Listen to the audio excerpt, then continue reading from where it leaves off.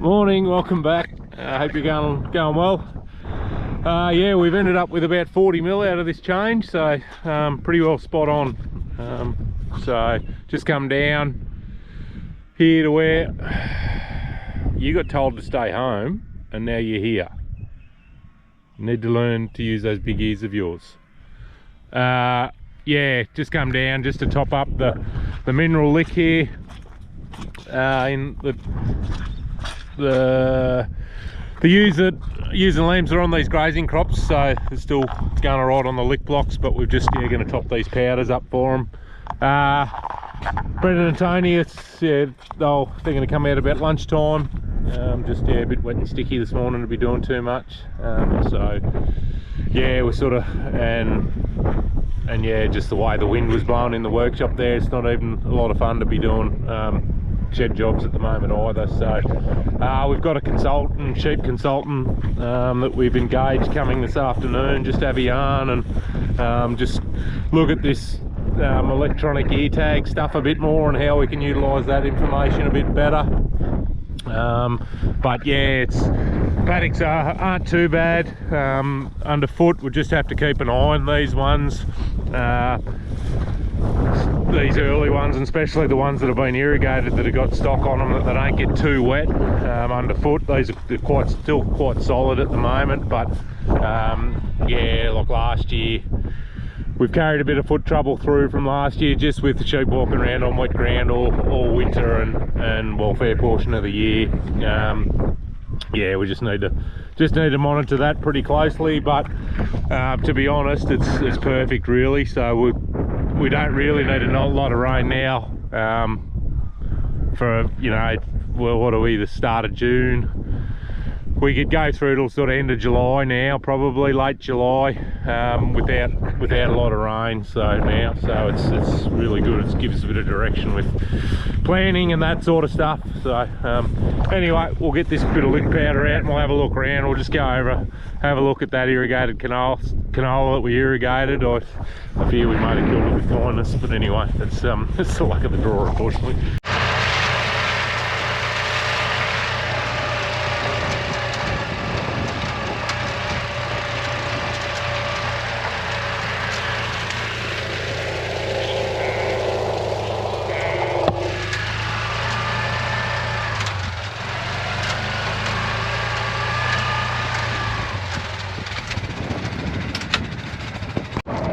So you're always a hero in hindsight, but we've got a few issues here with some of this stuff that we watered late. This block, for whatever reason, we're going to have a look at the other one. The other block's doing really well, but yeah, whether this is the layout, whether it's just a little bit flatter maybe, I don't know, but there is a bit of water line around on it. Yeah, so there is. It's funny how we're still seeing, you know, little two-leaf plants that are only just coming up. So, but yeah, you can see the water is running off. So look, if it doesn't rain again for a bit, it might be all right. But yeah, we're gonna have a bit of damage here. But anyway, look, it is what it is. There's I don't know what's here. There's probably 20 hectares, 50 acres here that might battle. But you can sort of see the purpleness in the leaves and bit of yellowing there. It was was too wet beforehand probably. So anyway, it just, you know, for next time we tried, and look, we're only at the start of the season, so you know, we've got plenty of plants here still to give us a crop. So and you can see up the rows there. So the bottoms of the bays here are obviously a bit wetter because the water falls this way.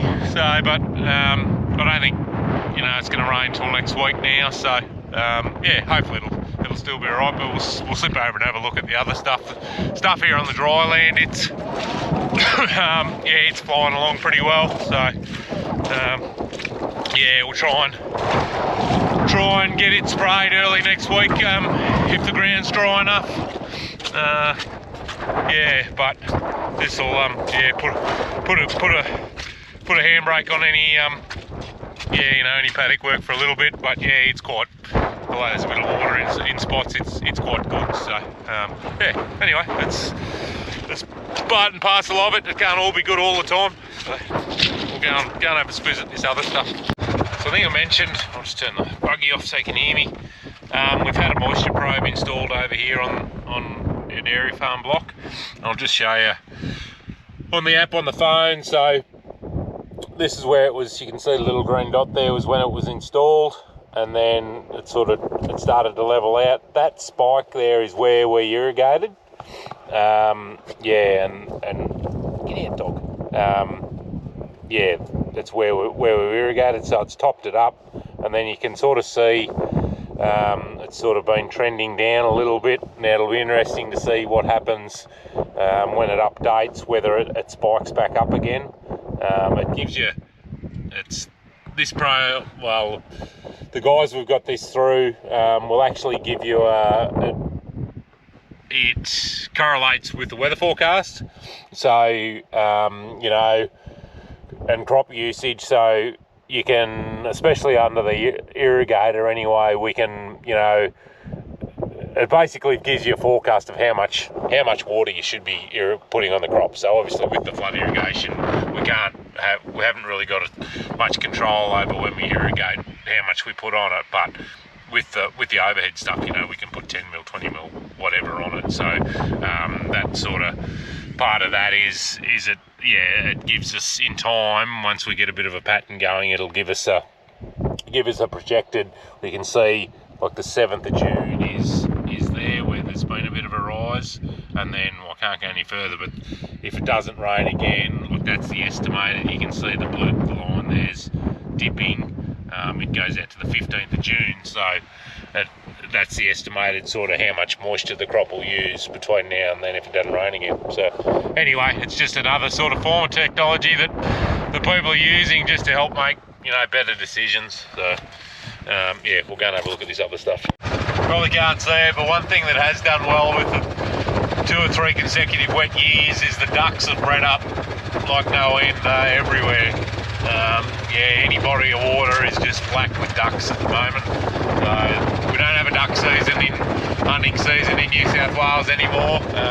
We can get a permit to shoot them if we need to, but generally they mind their own business. They don't sort of get into the crop too much. You might have a little bit of damage around dams, but yeah, it's sort of not worth worrying about. But you know, there could be, there's half of them have flown off, they'll probably come back again here, but there could be 500 ducks on this little dam here, like this. Yeah, I don't think I remember seeing so many getting around actually. So this is the other block we watered. Needs spraying. It's got quite a lot of grass weeds in here, but and even still there's a bit of water line around here, and up the tops of the bays here, you can see the canola crop is going off a little bit, but generally it's pretty good. It's handling a lot better. Just different soil type. We have relasered this 20 hectares. Yeah, we just came in here and did a regrade on it, just to fill a few holes and that sort of stuff up. But again, we've still got, you know, these guys that are, let's see, 1, 2, 3, 4, 5 leaf, and then we've still got coleoctile little fellas. So yeah, whether he was just sitting a bit deeper maybe and he's needed that drink to come up, so hopefully we might get a bit of that and it might fill a few of these patches in. But canola is very good for compensating. It will branch out. You know, 20 plants to the square metre, it will branch out really well and you won't be able to tell. So but yeah, again, we're in the game really well, so it'll be right. I wish this dog had stopped jumping on my seat with a wet paws. All I'm doing is getting the wet arse out of it. Idiot. Oh no, sun's out. It's actually not a bad day out of the wind. It's, yeah. As you can see, Lake Avondowns is back again, just in front of the workshop here. Anyway, a couple of days it'll be gone, hopefully. I need to go out and have a look around these couple of paddocks here where we sowed the lucerne and clover. So yeah, this weather will be spot on it. So anyway, we just started mucking around yesterday when it was wet in the workshop here. We've got an old stick rake, or what we call a stick rake, that we made a while ago, and it didn't really, in its first design, didn't really work all that well. So what it is just a series of I think they're 75 by 16 mil flat bar, just, I don't know what they're, 150 mil apart or something like that. It actually used to come out another, I don't know what it was, another metre I suppose on either side of that. And when I first made it, it was in a sort of boomerang shape.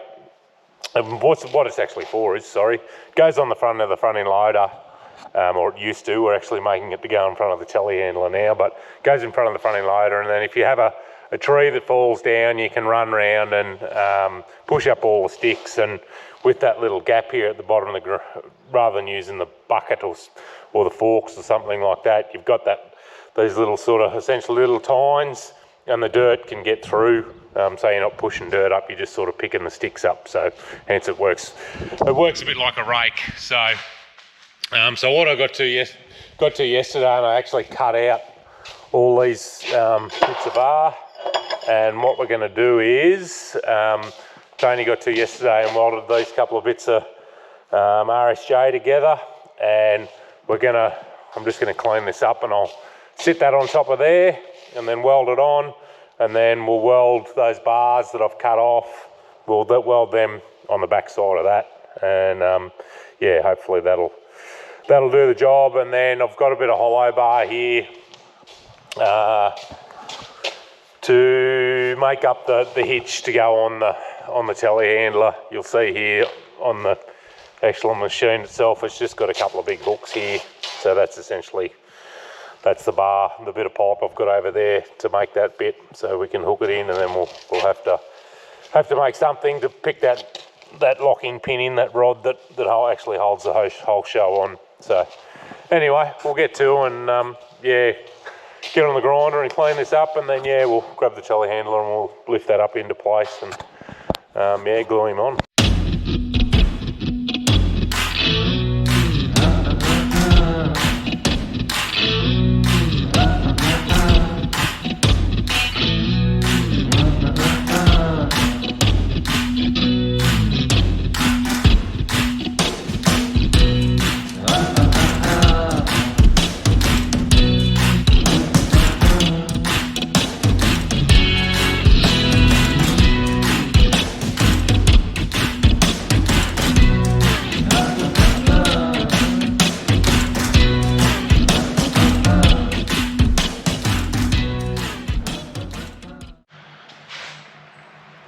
Alright, sunshine's warmed up a bit. I've sat this thing down on the ground because it was a bit hard to juggle it on trestles. So yeah, got that couple of bits RSJ welded on, and then yeah, I've just gone along and tacked these other bits on, and then yeah, we'll probably fully weld them down each side here. Just it's got a little telehandler, it's got a fair bit of torque, so there'll be a bit of pressure on them at times. So yeah, Tony and Brendan are out. They're just we've got a few butts of seed, bits and pieces left over, so we're just gonna mix them all up in the chaser bin and chuck them in the air seeder, and we've got a little 10 hectare paddock. We'll just yeah, sow it in just for a bit of feed later on. But yeah, it's turned into a cracker dough. Just to take my jumper off because it's quite warm here in the sun. So anyway, we'll get these welded up, and then yeah, that might nearly do.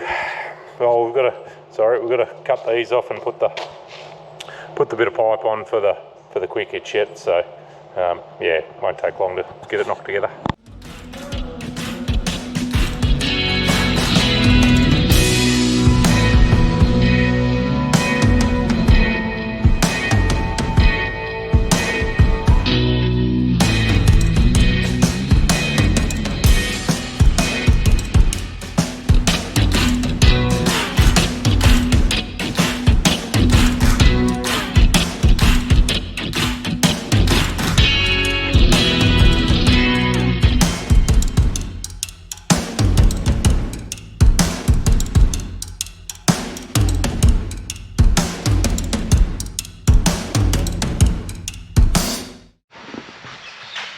Okie dokie, got all them welded on. Some of it's a bit hairy going, but it'll be alright. We're just with the sort of wind blowing. We need to put some doors on this workshop.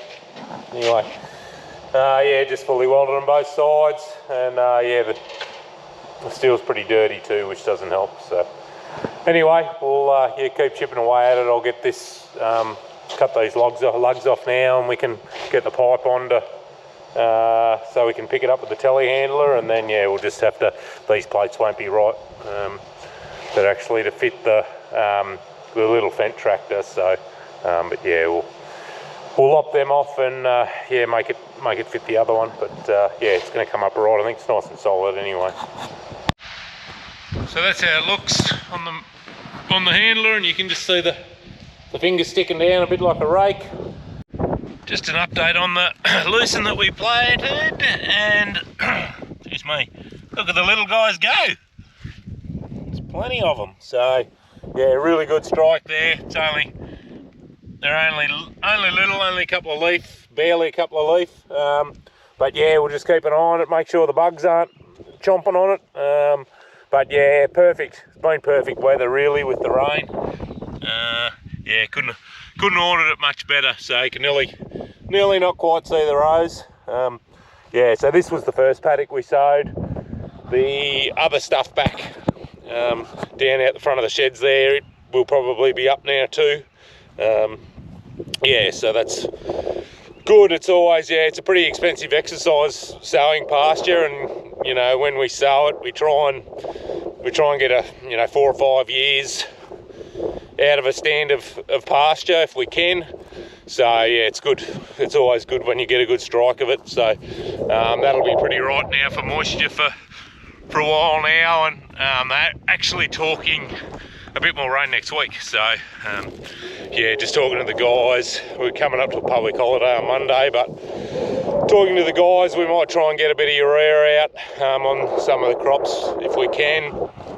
This lucerne here under the pivot where we had all the lambing ewes, we're going to probably come in and do what we generally call a winter clean. So we'll take, that's the lucerne there, but we'll try and bomb it and basically take all this stuff out, and just take all the competition out for it. We'll give it a feed, put some single super or something on it, and then yeah, set it up for the springtime then. So yeah, no, it's all happening. But yeah, as I said earlier, now that we've had a good dump of rain, we can yeah, sort of make plans and keep marching ahead, which is always pleasing. It's yeah, money in mud, as they say, but yeah, it does make the job a fair bit easier. How good's the weather? So we've rolled into the next day, into the weekend now. So yeah, been into the kids' sport this morning and watched the girls have a triumphant win, which was good. And just come out, try and get a bit of spraying done.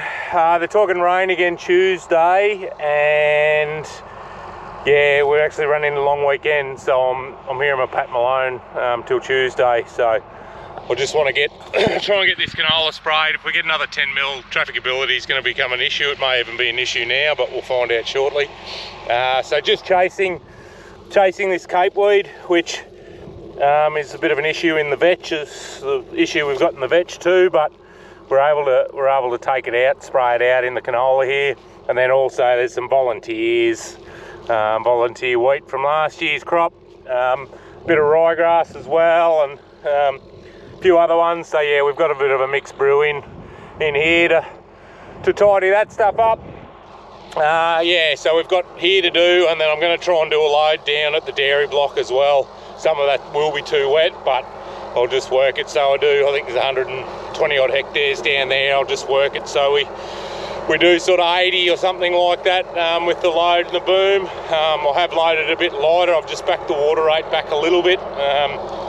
So I'm sort of about 1,500 kilos lighter on the boom than what it would be if we were to use the full water rate. So we're 80 litres instead of 100. So with everything growing so well, like these crops have really bolted in the last week, especially since we've had that drink of rain with sort of canopy closure. So I want to get them sprayed, and then I also want to start and get some nitrogen out on them. So there'll be a few late nights coming up. Or just ideally, if I could get across everything, cereals as well with the spreader, yeah, that'd be good. But canola's probably the priority at the moment because it likes nitrogen. So anyway, I'll get cracking. Thanks for watching, and yeah, we'll see you on the next one. Ta-da!